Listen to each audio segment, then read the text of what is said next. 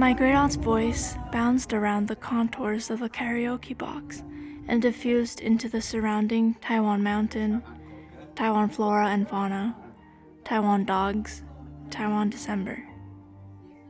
As an indigenous person of the Taya peoples, she is fluent in all the colonizing languages, channeling the voices of Japanese and Chinese girl pop singers from nostalgic karaoke genres that evolved from the melancholia of folk music.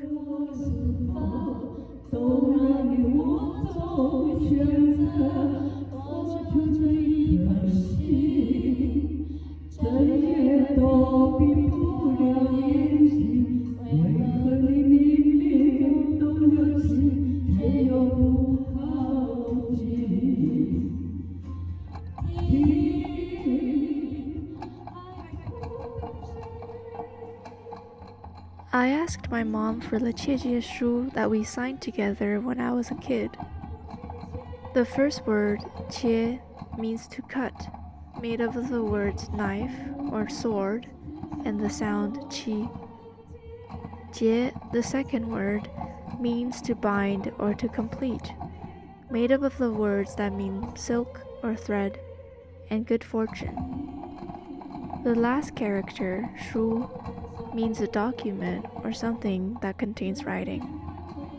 Taken together, che-jie-shu is a type of document that holds you to your written words. This is both a symbolic, cultural ritual and a bureaucratic, disciplinary technology. These documents, which my mom kept preciously, were all written in her handwriting except for the signature. The first of these documents I signed in my Chinese name when I was 7 and still lived in Taiwan. And the second was signed in both my English and Chinese name after I became an adult. In signing these, there's a version of me that is captured and frozen, cut from its subject. The continuation of their existence is refused. Tied to the confines of the sayable and the settled, their voices can barely be heard, like the lyricless backing track of a karaoke song. And yet, you can still hear their voices in their absence.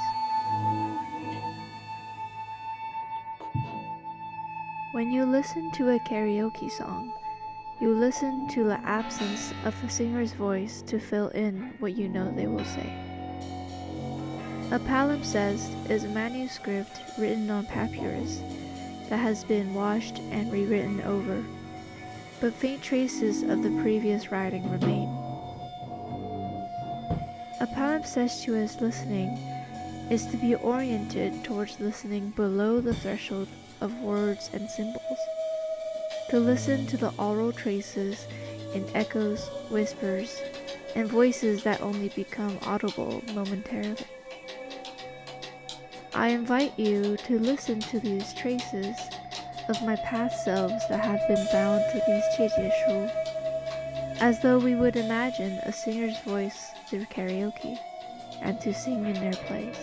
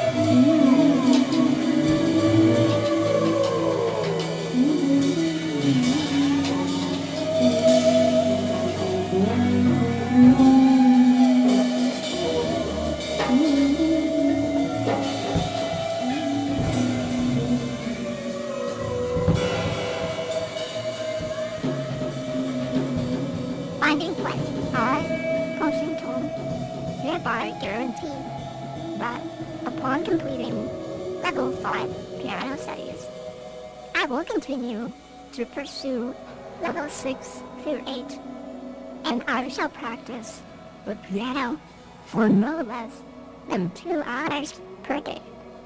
Declarant, posing poll. You're hungry, Hazy. Hazy, how much does it take to fill you?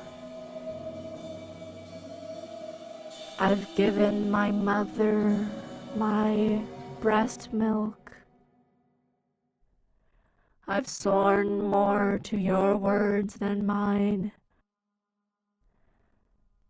All that remains is my name.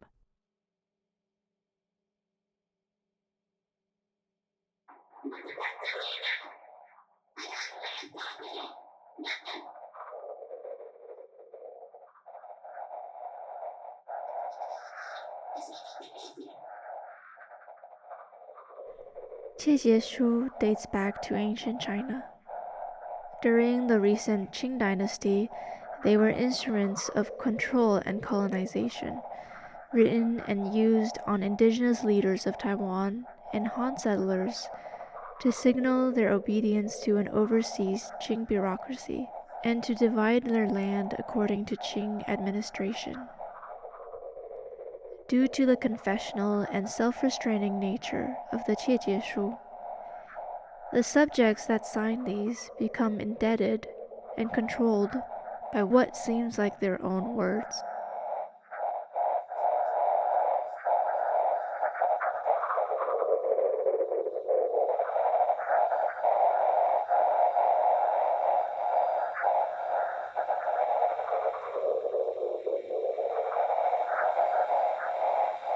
This term, che-jie-shu, has been phased out in mainland China, associated with distant feudal days of a pre-revolution past. However, in Taiwan, che-jie-shu is still being used in many applications, mostly in legal ones, but sometimes surfaces in moral interpersonal contexts. My mother, a lawyer, understands its mechanisms and its powers. The term ideology refers to the fact that people live and feel ideology, whether or not they believe in them. Sometimes, ideologies are especially effective when they are not believed in, or when they are actively resisted. My mother believed in the ideologies of law and used them faithfully. I am indebted to my mother, raised under a Confucian society with dominating filial piety values.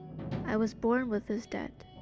The che-jie-shu from my childhood were written and signed under a precondition of debt and obedience, and further contracts more. A sheet of paper that speaks from my voice. A debt created by a silent impersonation. I could not think of refusing when I was 7. In this interview with my mom, I asked, why did I sign this as a kid instead of when I grew up? She says, yes, so when I raised you, I gave you some rights to let you think, to believe that you can commit to these things. I gave it to you subconsciously. I gave you the right to decide if you'll obey or not. I believe that if you signed this, you would follow it. As you said, we were not equal, but I wish you would do it. Like almost forcing you to, or actually forcing you to. But I still believe that if you really don't want to do it, then you wouldn't sign it. I still gave you some freedom. No, if she knows that, then she shouldn't do it to the person who she loves with and then she live with. It's sad that this is the only way to make her feel better. Yeah. And then also, it sucks and make me upset to sign that thing. Yeah, totally. Yeah.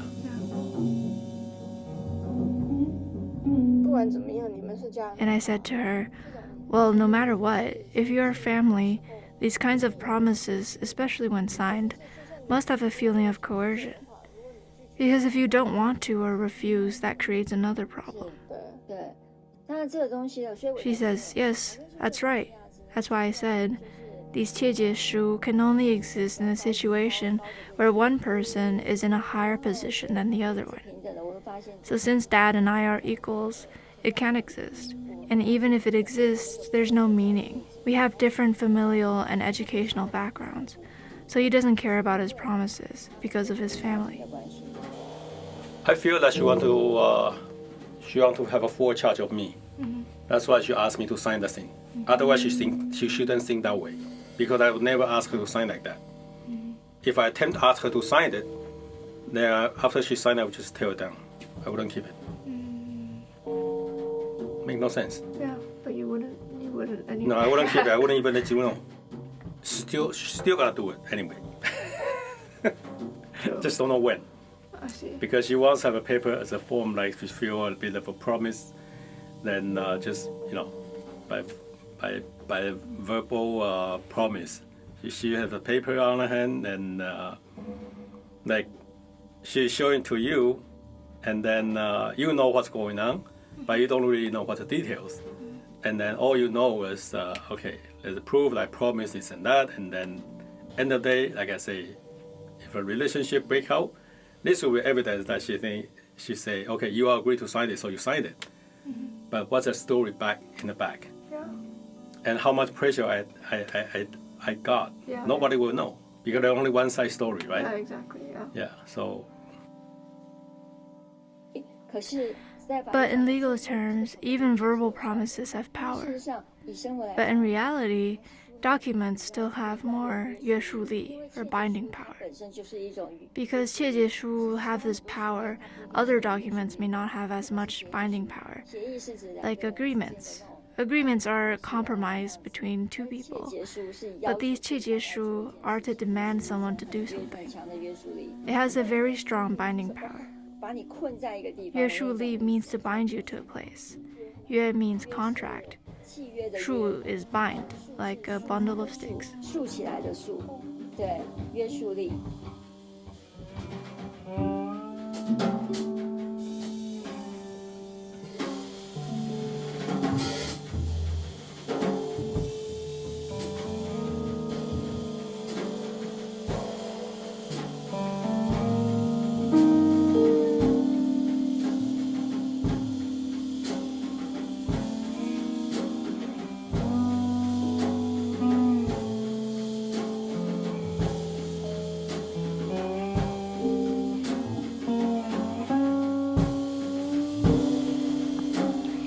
Pledge.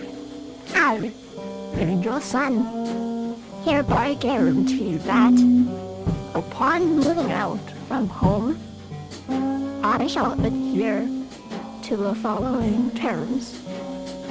Should I fail to comply, I agree to return home and forfeit the right to live independently. 1.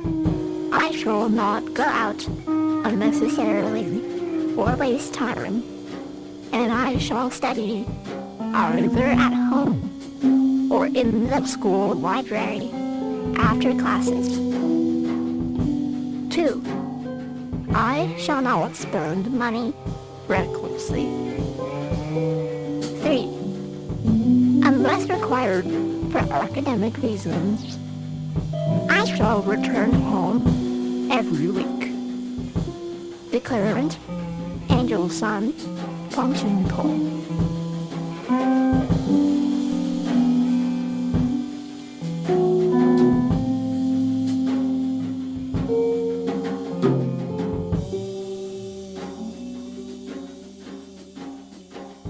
No matter how many I've warned,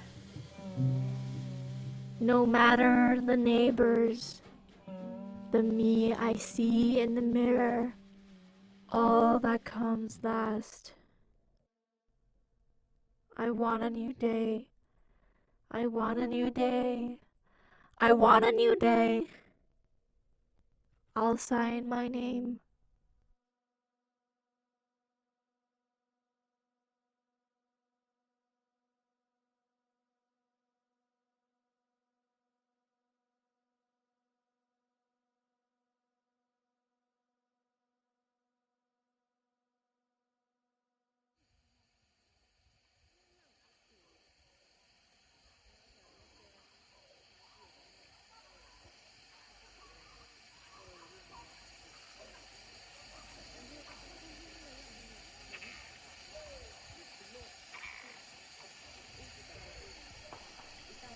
Such are the voices, bound like a bundle of sticks and buried under the threshold of sound.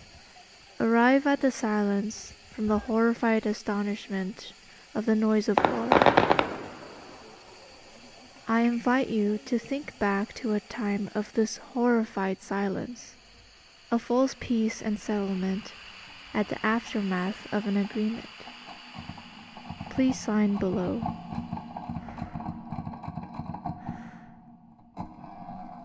I, name here, promise to listen for the selves that consented to a peace maintained by their own disappearance.